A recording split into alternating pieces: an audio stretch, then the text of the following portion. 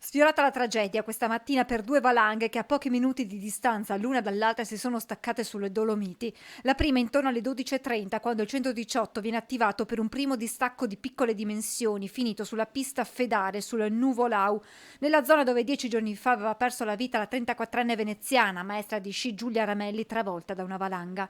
Il soccorso pista della Guardia di Finanza intervenuto provvede alla bonifica escludendo la presenza di coinvolti. Mentre sta atterrando in supporto alle operazioni l'elicottero dell'Air Service Center con a bordo equip medica, tecnico di elisoccorso e unità cinofila, l'equipaggio viene immediatamente dirottato sulla seconda valanga non distante dalla pista sul Monte Padon di fronte alla Marmolada. Fuori pista un gruppo di ragazzi era uscito e una signora è stata travolta.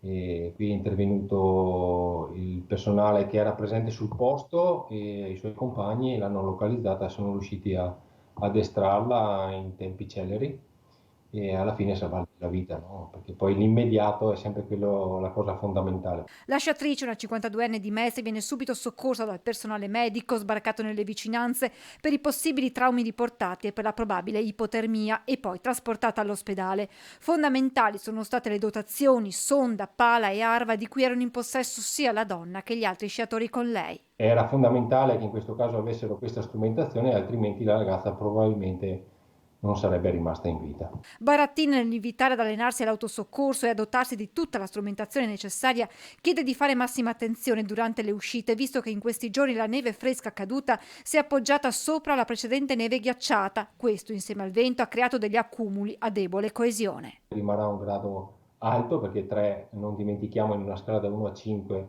non è la metà, ma la consideriamo come una scala logaritmica, quindi aumenta in modo esponenziale, quindi non dimentichiamo che si possono staccare valanghe spontanee, no? Anche di medie dimensioni, sui pendii sopra i 30-35 gradi.